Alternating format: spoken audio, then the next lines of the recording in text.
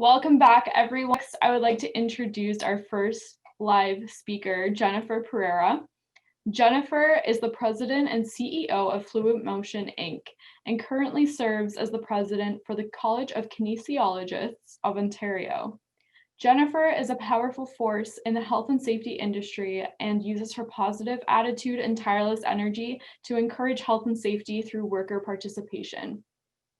At the end of Jennifer's session, Jessica and I will be raffling off 2 complimentary 2-hour consulting sessions with Fluid Motion, Inc. that can be used towards any safety and/or HR consulting, each valued at $300. Don't forget, if you have any questions during the presentation, please enter them in the Q&A box to be answered at the end of the presentation. Also, we currently have a poll on the screen. If you could answer those questions as soon as you can, we will be closing and sharing the results very shortly. So fail to plan and plan to fail. We're going to talk about HR and safety issues during the pandemic. I'm sure you all have your own stories to tell, and there have been challenges. So we're going to go through some of those and hopefully answer some of the questions you may have. The focus of our presentation is mainly Ontario-centered. That is where the majority of our current ORAC clients reside. We do offer services across Canada and in the US. So if there are specific questions, we can take those offline. But other than that, feel free to ask. And if I don't have your question readily available, I will get back to you, I promise. And current clients that we have online will know that that's true because that's what we do. Okay, so what is our overview of our presentation? What are we going to talk about today? So we're going to talk about employer obligations. We're going to talk about external and internal obligations. So what do the laws say? We're going to talk about generic or definitely specific to the organization policies and procedures that you should have in place already if you don't know. Communication and training. It's usually one of those two things that falls to the wayside when operations get busy. It's the nature of what we do. How do we work around that? Secondly, we're going to talk about employee obligations. What are their duties? What are their rights? What are the laws that protect and support employees in our organizations?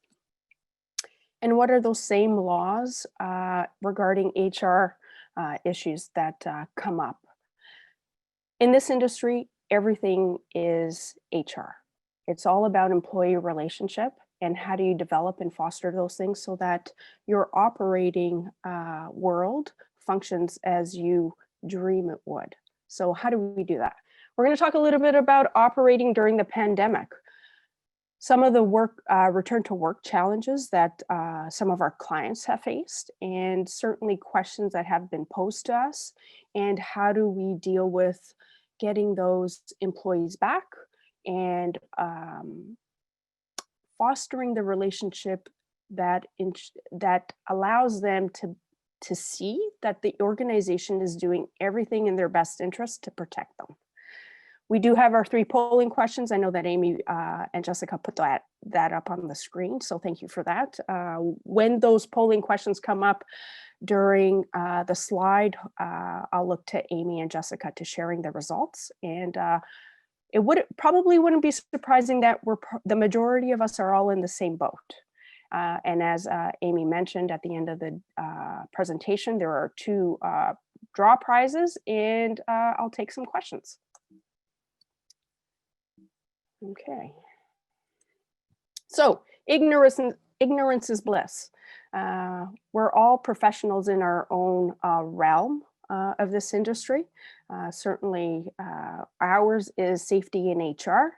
So we might not know all the laws, but as I say, ignorance is not an excuse. So how do we deal with that? What do we do, and how do we protect ourselves and the organization and our employees? So we're going to go into employer obligations. So external to the organization, we have federal and provincial legislation.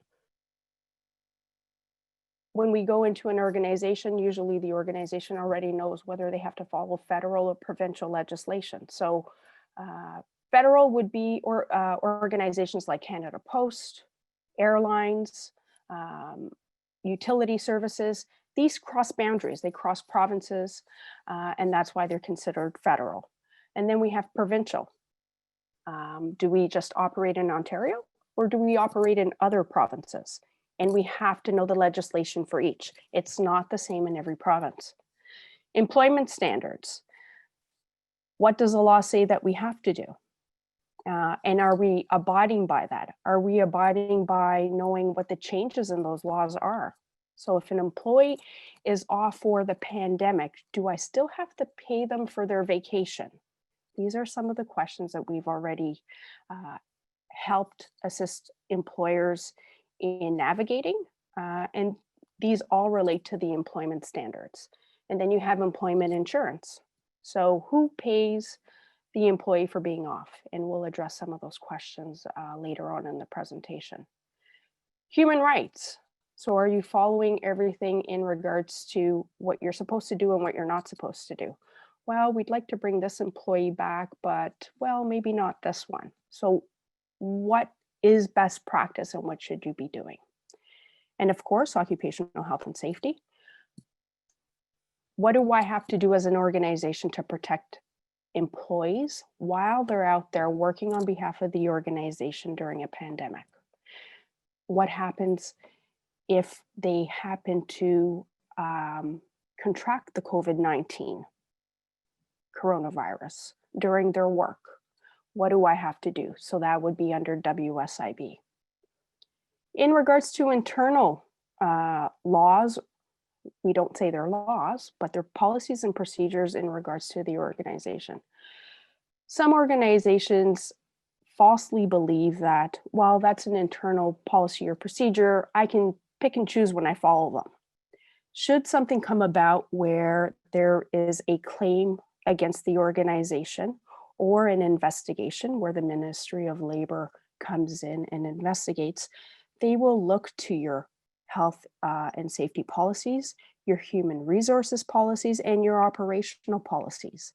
Once you put those in place, they become law. And they expect you to abide by them. So they will be your saving grace or your worst nightmare, depending on whether you have them updated or not. So polling question number 1, how many participants joining us today have up-to-date health and safety policies and HR policies? So I have up-to-date policies within the last 12 months, 74%. 11% I don't have any up-to-date safety or HR policies, and 15% I'm not sure. Not surprising. Kudos to those organizations that have their policies up to date. Congratulations to you, and certainly it shows that organizations are well aware of what their requirements are and what the mandate is. So thank you for that. Next, occupational health and safety. So what policies and procedures should I have in place? So your health and safety policies and procedures manual will have, and we're going to focus on the types of policies that are important during this pandemic. So a PPE policy. Which employees are required to wear certain types of PPE, in which jobs and when. Your office staff will probably be absolved of certain PPE than your field technicians. Do you differentiate that? And what type of PPE? Is it a N95 or is it a 3-ply surgical mask? These are the types of things that would be included in your policies and procedures manual. It will also be identified in your risk assessment. So you are going to determine what the risk is for each position. So what is the likelihood of an office employee contracting COVID-19 as opposed to a field technician that services elderly nursing homes? The risk is different, and how do you mitigate that risk? That could be addressed through your PPE, which would be your controls. Do you have an incident, accident, and disease reporting procedure? What is it? How has that been communicated? And your return to work. Do you have a return to work policy and program? Who administers it? Is it administered the same way? Do you have multiple individuals administering it? Does everyone understand what is working with what is happening within that employee file? Do we expect the employee to return on Monday or Tuesday? Is there a doctor's note clearing them to return?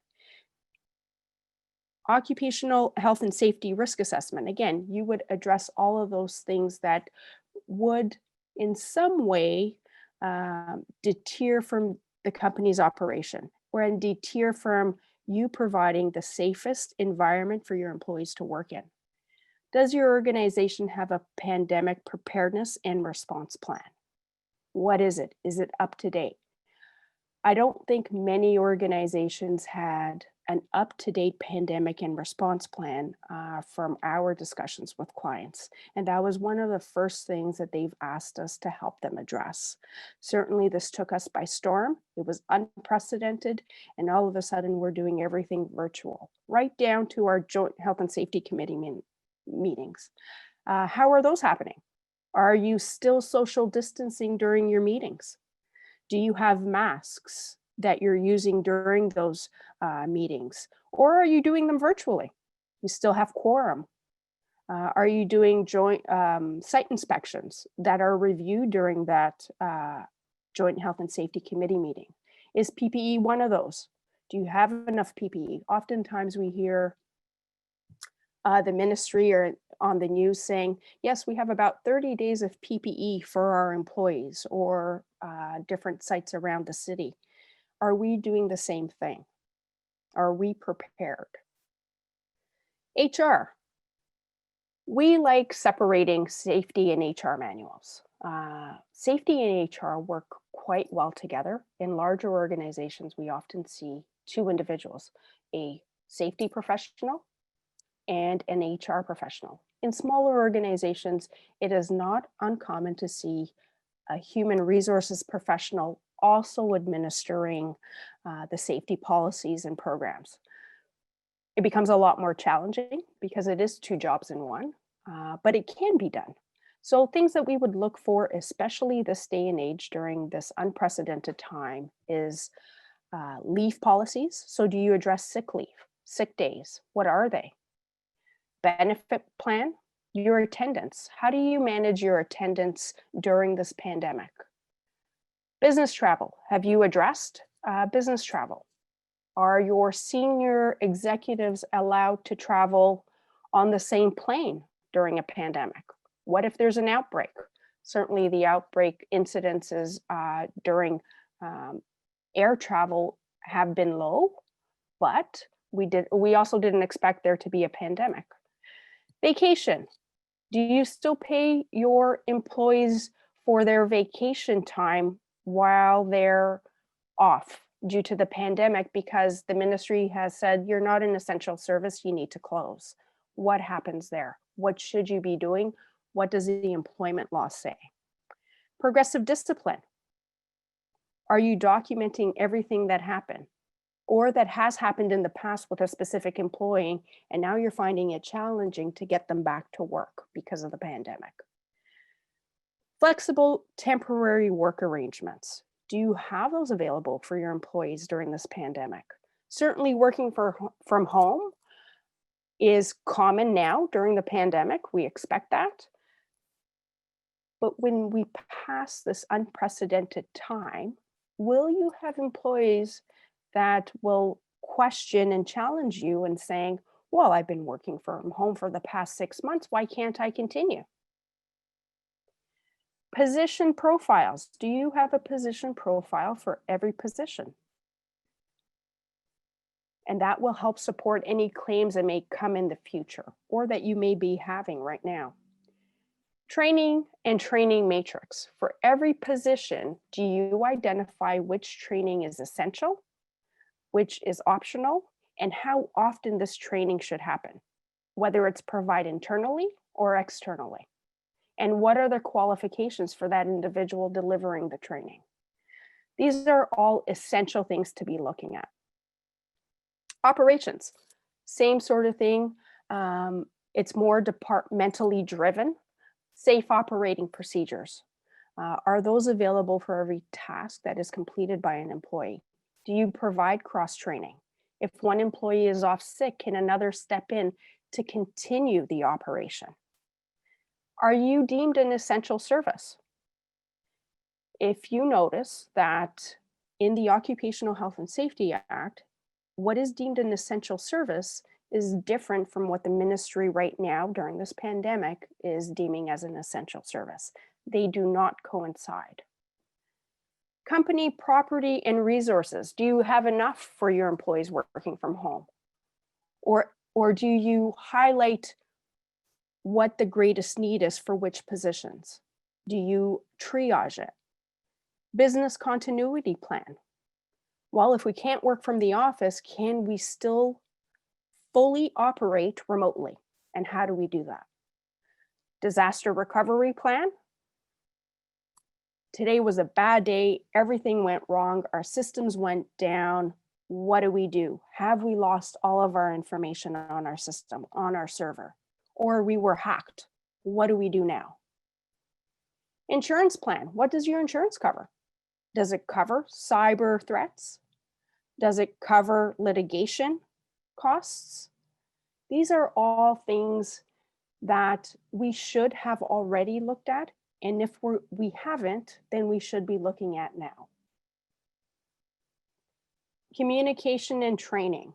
As I said in the beginning of the presentation, this is one of the most challenging areas.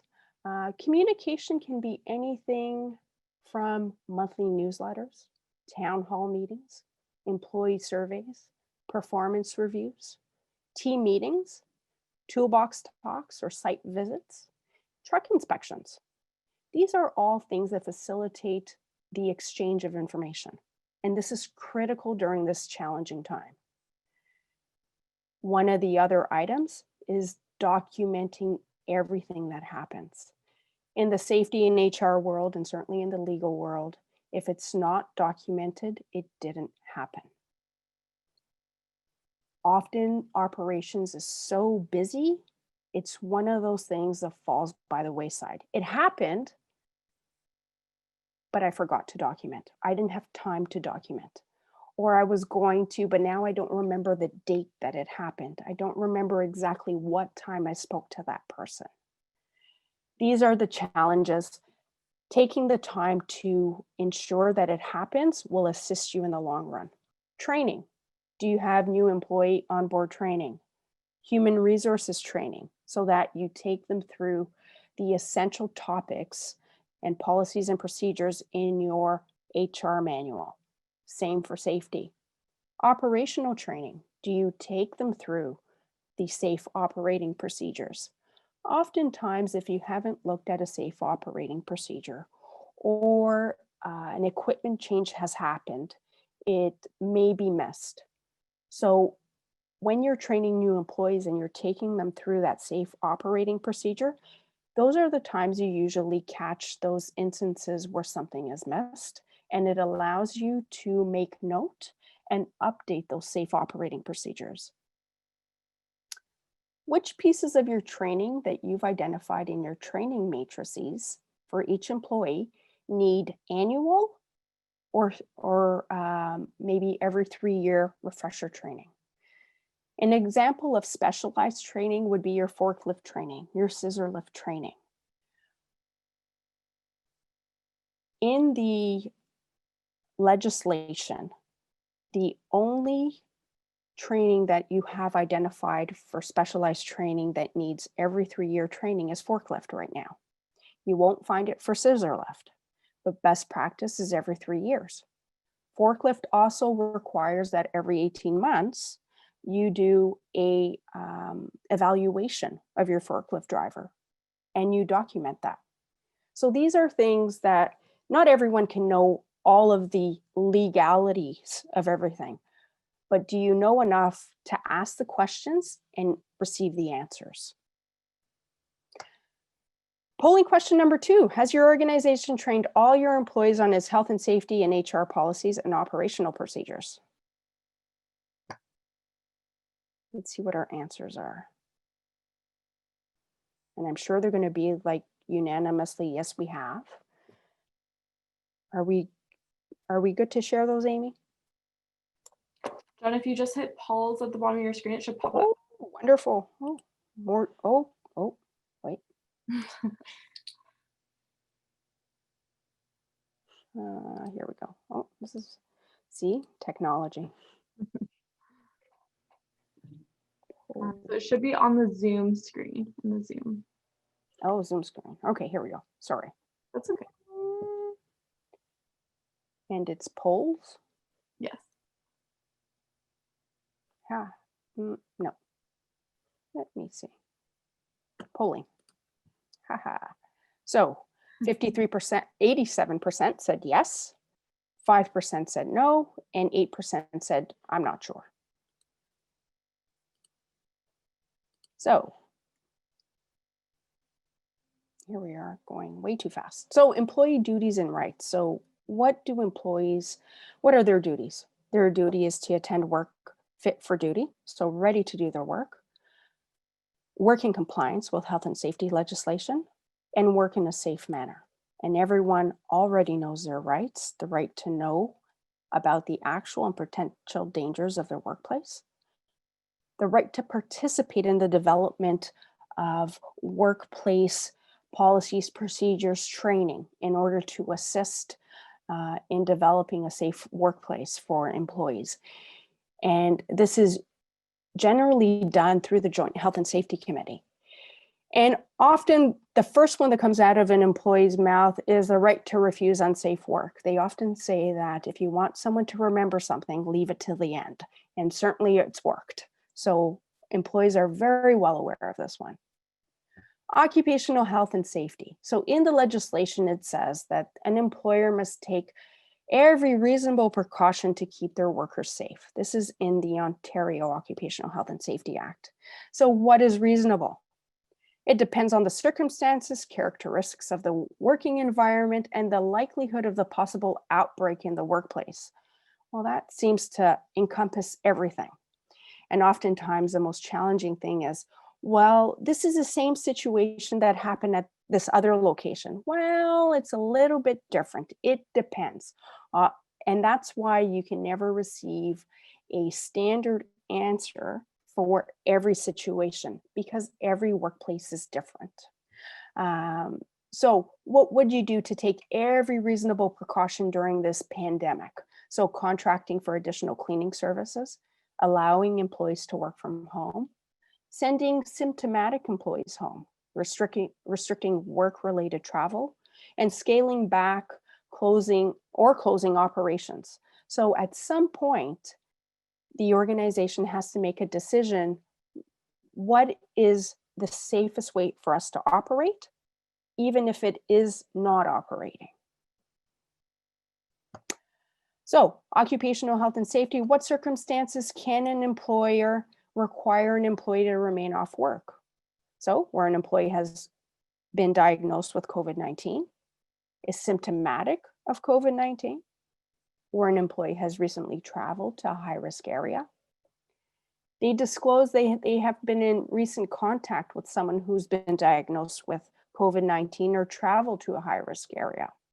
Or when an employer decides that they must close their operations because of government declaration. The government says you're not essential and you must stop operating. These are all instances where an employee will remain off work.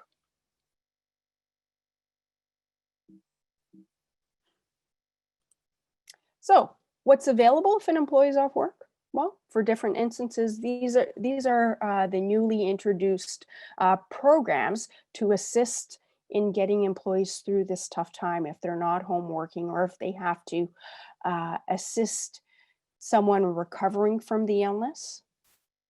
We have the Canada Recovery Benefit, which takes the place of if an employee does not qualify for EI.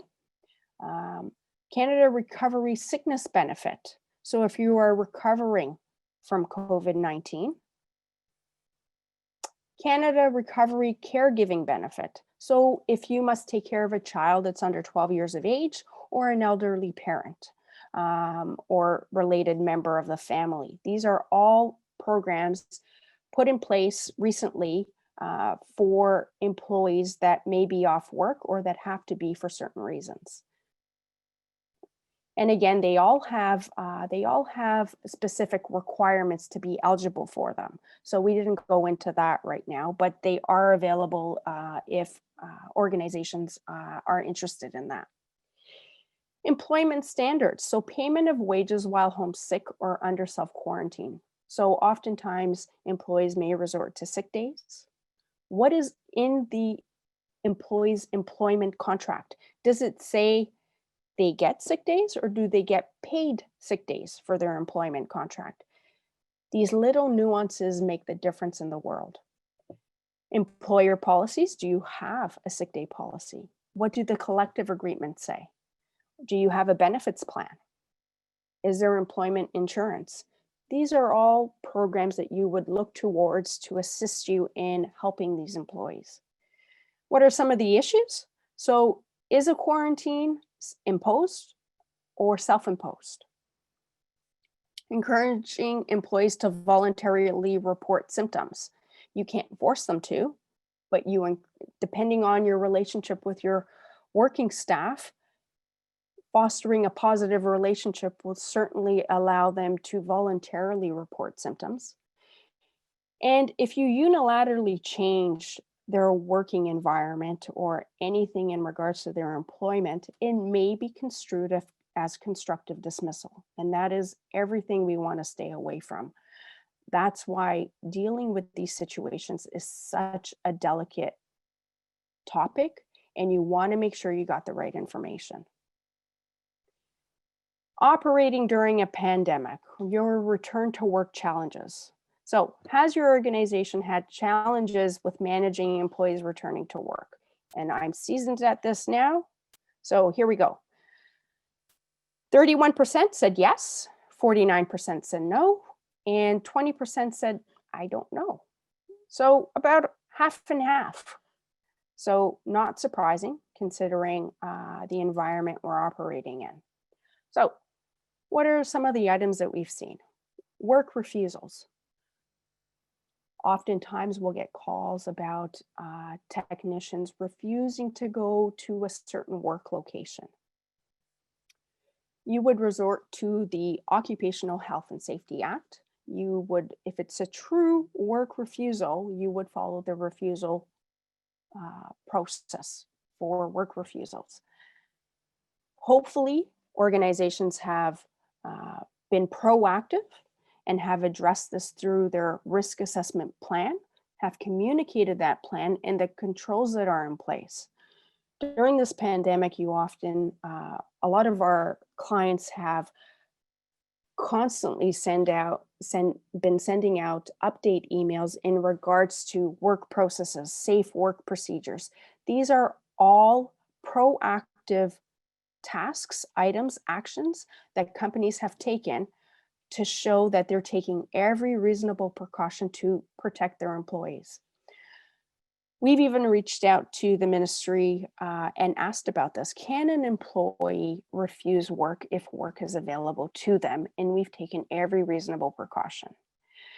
No, they can't, just out of fear of refusing work. Now, that being said, I'm going to caution it, and it depends on your situation. We can't unilaterally say that that's the case. In regards to the specific case, that was the response from the ministry. So every situation must be dealt with individually. There is no uniform answer for it. And that's why I recommend that you ensure you have the correct information. And if you don't, source it out or source someone that can assist you with that. The at-risk employee. I'm of an age where I'm at a higher risk. I have a medical condition.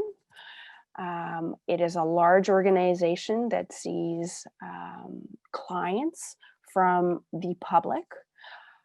We have a lot of traction in the organization from different visitors, employees, and I don't feel safe.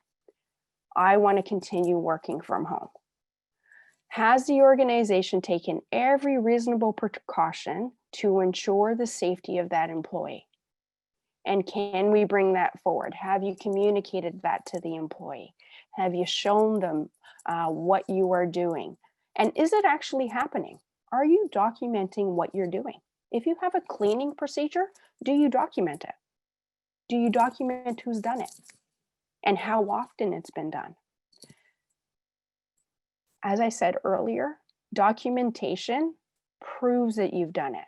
No documentation, it hasn't been done, or at least you can't unilaterally prove that you have done it. Our last item is to terminate or not to terminate. We all have employees which may not want to always be there. And some organizations have thought of, well, this, our workforce, our operation level is dwindling because of the pandemic. Can I just not have this employee return? It depends. Every safety and HR person will tell you, well, it depends. And certainly every lawyer will tell you that as well. That's why they can never give you a blanket yes or no on one of these webinars. So it depends. It depends on years of service. It depends on age. It depends on performance. There are so many aspects to look at that you can't just terminate someone because of a decrease in business. So these are some of the instances that we've dealt with throughout the pandemic in these last few months. And I'm sure you may have, hopefully not, but if you have, I hope that you've navigated those issues with a positive outcome. So what is a 10,000-foot view? The future belongs to those who prepare for it today. So if we knew that the coronavirus was going to do this to us, 6 months ago, 8 months ago, we would have prepared a lot more diligently for it. We are aware of what's going on right now. Did we prepare for the second wave as diligently as we could have? Only you can answer that. I hope you have. If there is anything that you need, please source out allies to assist you in that. And I thank you for it. So now I'm going to turn it over to Amy and Jessica to draw our complimentary prizes. Okie dokie. So we're going to draw from the names of the registered attendees again. And once again, this prize is for a 2-hour consulting session with Fluent Motion. And we will be selecting 2 winners for this.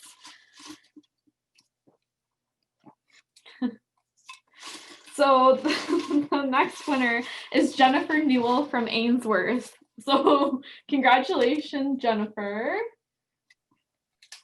And the second winner is Tara McMahon from Talk Hydronics. So I will be connecting you guys after the event with Jennifer so that you can redeem your prize. At this point, if anyone has any questions for Jennifer, please enter them in the question and answer box or raise your hand, and then we will unmute you. So we'll just give a couple minutes for that.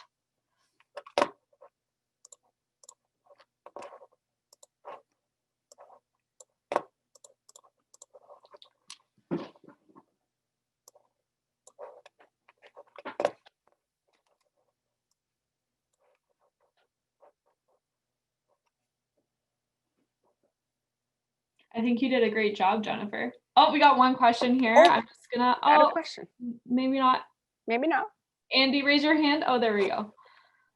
Okay, I'm just gonna unmute Andy now.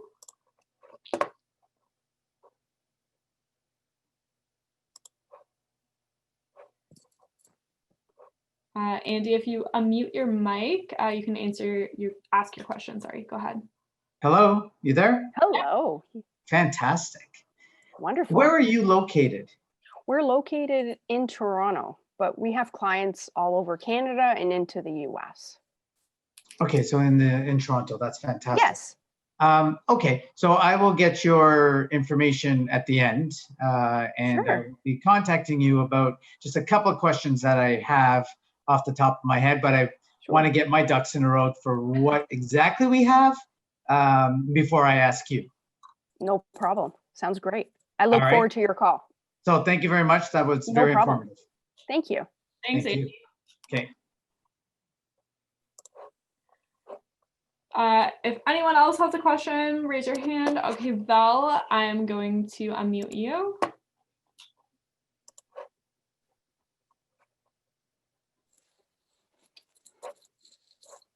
Okay, Val, go ahead. There, it worked. Hi, good morning, everybody. So a lot of this information here was for a lot of the HR, but what advice can you give to employees of employees of us that are going forward to help? Okay. To help in what regard? To be part of a solution and not part of a problem. Absolutely. So I would encourage you to, one of the things we always mention during our training is if you have questions, ask the questions. Ask the questions of your supervisor, your manager, bring it up to your Joint Health and Safety Committee. We've always heard that there is no stupid question in school. And I completely agree, even more so during work.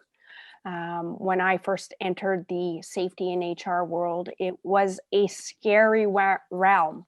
And certainly asking questions surrounding yourself with individuals that can help you source the answers and source individuals that can help you find those answers. So I would ask the questions, certainly look for a Joint Health and Safety Committee board, a safety board that's posted in your workplace.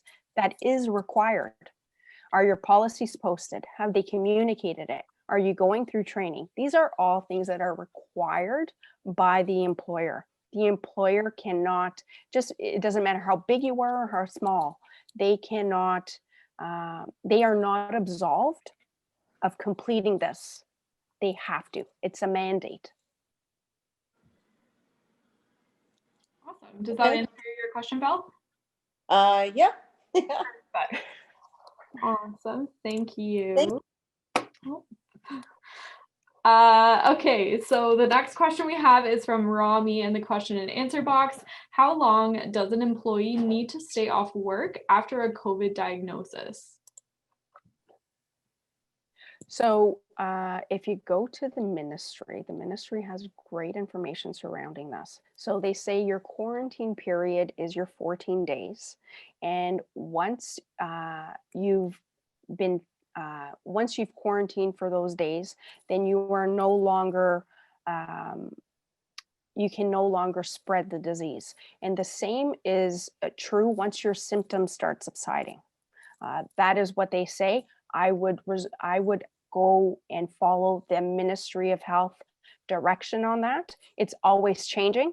We've noticed that. One day we'll say, yes, you can trick or treat, and the next day, no trick or treating. So it's always changing. Make sure you stay up to date with that. I could be telling you yesterday's news and today it's changed. So please stay up to date with what the ministry provides. Go on the ministry website, not on your CP24 or whatever it is. They provide great information, but the most up to date is on the ministry website. Awesome. Thank you, Jen. That looks like all the questions we have for now. And thank you for all of your great insight. We hope you enjoy the rest of the event. And for the winners, I'll get you guys contacted after we finish today. Wonderful. Thank you so much to yourself, Amy, Jessica, and Mike for putting on a wonderful event. It's always a pleasure working with you guys, and certainly clients and colleagues that are out there. Thank you so much for supporting us.